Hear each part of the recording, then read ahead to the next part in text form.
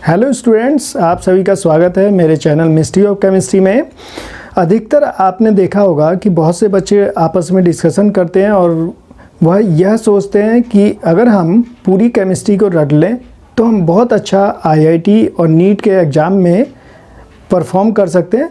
लेकिन आपको ये सोचना पड़ेगा कि अगर ऐसा होता तो बहुत से रोड लर्निंग वाले बच्चे हैं जो बोर्ड एग्ज़ाम में, अगर आपने देखा ही होगा कि 99% लाते हैं वह सब बच्चे, तो बहुत अच्छे रोड लर्नर में उनकी काउंटिंग होगी और वो सब के सब बच्चे सेलेक्ट हो जाते हैं। बहुत से ऐसे बच्चे होते हैं जिनकी परसेंटेज तो बहुत हाई आती है लेकिन वो कभी भी आईआईटी और नीट के एग्ज़ाम में सेलेक्ट नहीं होते हैं। उसका मेन कारण क्या होता है कि उनको लॉजिकल थिंकिंग नहीं आती। लॉजिकल थिंकिंग मीन्स हमें हमेशा इन बातों पे विशेष ध्यान देना है, वाई, व्हाट एंड हाउ, क्या, क्यों और कैसे पे विशेष ध्यान देना है।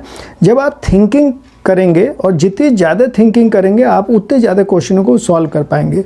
अगर आपने रटना शुरू कर दिया तो आप ऑर्गेनिक रिएक्शंस के जो आपने रिएक्शन रटी होंगी उन्हें तो आप आसानी से सॉल्व कर पाएंगे, लेकिन उन रिएक्शंस को आप कभी भी हिट नहीं कर पाएंगे जो आपने रटी नहीं है। तो चलिए इसे एक एग्जाम्पल से समझने की कोशिश करते हैं।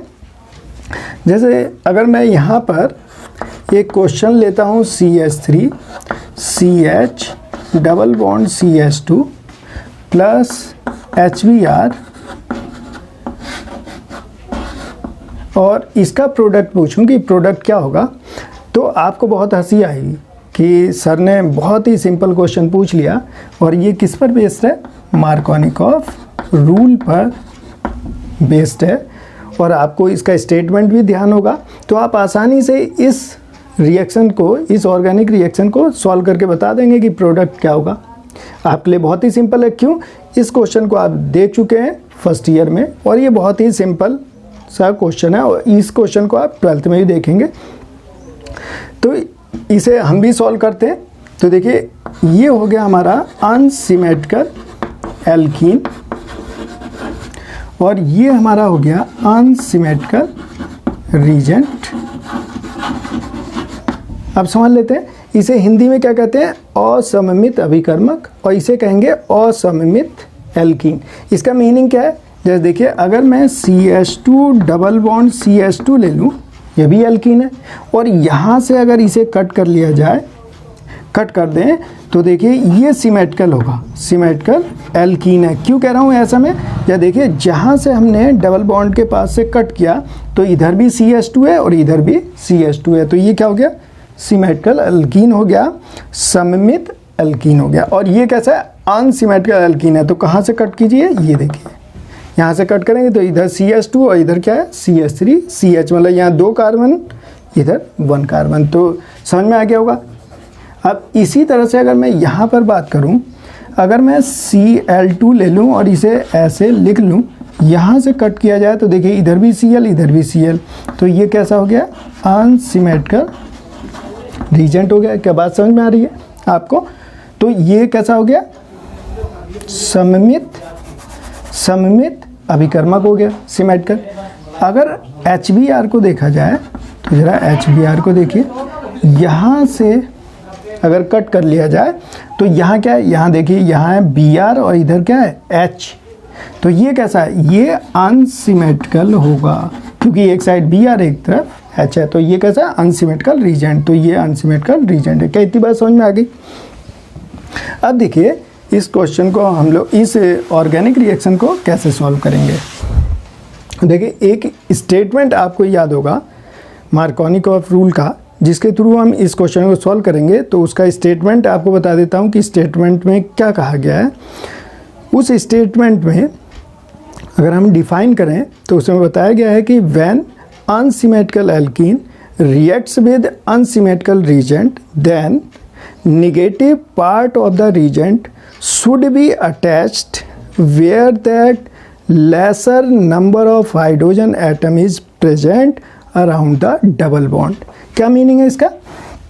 सबसे पहले इस डबल बॉन्ड को क्लोज कर लीजिए, इसे बंद कर लीजिए क्योंकि हमें इस पर ही काम करना है।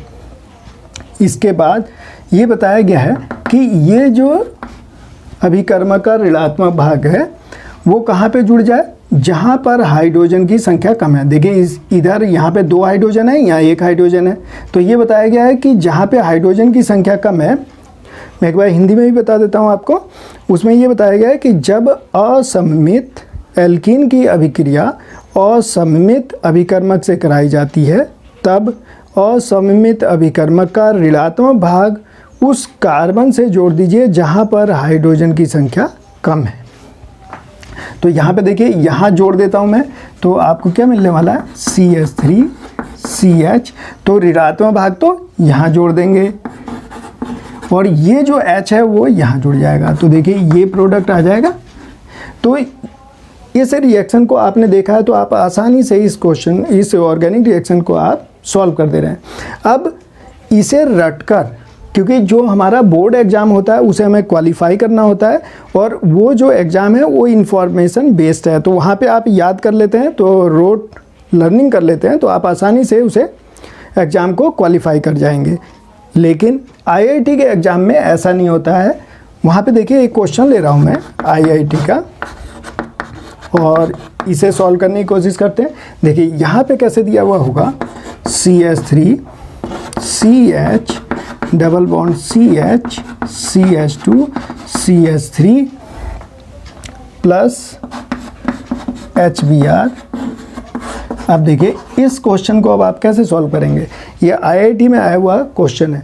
अब जैसे ही आप इस क्वेश्चन को देख रहे होंगे, अब आपके समझ में नहीं आएगा कि आप इससे कैसे सॉल्व करेंगे। अब बच्चे एकदम, और बहुत से बच्चे सोच रहे हैं सर ये तो क्वेश्चन दोनों सेम है, लेकिन ज़रा देखिए यहाँ तो मार्कोनिकॉफ रूल इसलिए आप लगा पाए कि यहाँ दोनों कार्बन को अगर आप ध्यान से देखें तो यहाँ 1 हाइड्रोजन है और यहाँ पर 2 हाइड्रोजन है, मतलब हाइड्रोजन में डिफरेंस है। यहाँ पे एक जगह 2 हाइड्रोजन, एक जगह 1 हाइड्रोजन। लेकिन अगर आप यहाँ पर ध्यान से देखें तो इस कार्बन पे भी 1 हाइड्रोजन, इस कार्बन पे भी 1 हाइड्रोजन, तो ये रूल तो अप्लाई नहीं कर पाओगे आप। देखिए यहाँ मार्कोनिकॉफ रूल तो फेल हो गया। इसके मतलब इस तरह के क्वेश्चन नहीं आते हैं, ये इन्फॉर्मेशन बेस्ड नहीं है। इस रिएक्शन को सॉल्व करने के लिए आपको देखिए किसकी नॉलेज होनी चाहिए। इसे सॉल्व करने के लिए आपको जो नॉलेज होनी चाहिए, सबसे पहले आपको इंडक्टिव इफेक्ट बहुत अच्छा आना चाहिए। इंडक्टिव इफेक्ट की नॉलेज होनी चाहिए आपको। इसके बाद दूसरी हम बात करेंगे कि आपको हाइपर कंजुगेशन इफेक्ट आना चाहिए। हाइपर कंजुगेशन इफेक्ट आना चाहिए। और थर्ड आपको आना चाहिए स्टेबिलिटी ऑफ कार्बोनियम आयन। ये 3 कंसेप्ट आपको आने बहुत ज़रूरी है। अगर ये 3 कंसेप्ट आते हैं, आप इस ऑर्गेनिक रिएक्शन को ईजिली सॉल्व कर सकते हैं। लेकिन रट के बिल्कुल सॉल्व नहीं होगा, इसलिए मैं बार बार कह रहा हूँ, हमें रटना नहीं है, उसके लॉजिकल थिंकिंग से एनालाइज करना है। आपको वर्क करना है, how to work in the organic chemistry, not rote learning. रटेंगे तो आप कभी भी सक्सेसफुल नहीं हो पाएंगे। तो अब देखिए इसकी नॉलेज होना आपको कंपलसरी है। अब देखिए इस ऑर्गेनिक रिएक्शन को मैं सॉल्व कर देता हूँ कि कैसे सॉल्व करेंगे। देखिए यहाँ पे क्या लग रहा है, +i, इधर भी लग रहा है +i, और +i की पावर अगर देखेंगे तो हमें मालूम है जहाँ पे 2 कार्बन वाला सिस्टम है तो उसका +i मतलब उसे इलेक्ट्रॉन देने की पावर ज़्यादा होगी और इसकी कम होगी, मतलब इसकी पावर ज़्यादा है। देखिए इसका +i ज़्यादा है तो ये अभी ज़्यादा इलेक्ट्रॉन भेजेगा। लेकिन यहाँ पे लग रहा है हाइपर कंजुगेशन, तो यहाँ पे देखिए कितने 2 अल्फा हाइड्रोजन है और यहाँ पे भी हाइपर कंजुगेशन, यहाँ पे 3 अल्फा हाइड्रोजन है। तो जहाँ पे जितने ज़्यादा अल्फा हाइड्रोजन होंगे वो उतना ही ज़्यादा इलेक्ट्रॉन डोनेट करता है। तो इसका मतलब पावर किधर ज़्यादा है, फॉरवर्ड डायरेक्शन में इलेक्ट्रॉन भेजने की पावर ज़्यादा है। तो पाई इलेक्ट्रॉन किधर की ओर मूव करेंगे, फॉरवर्ड डायरेक्शन में। तो ये कैसा हो गया, निगेटिव, और ये पॉजिटिव, क्योंकि हमें मालूम है जहाँ पे हाइपर कंजुगेशन और इंडक्टिव इफेक्ट दोनों अप्लाई हो रहे हैं तो वहाँ हाइपर कंजुगेशन की पावर इंडक्टिव इफेक्ट से ज़्यादा होती है।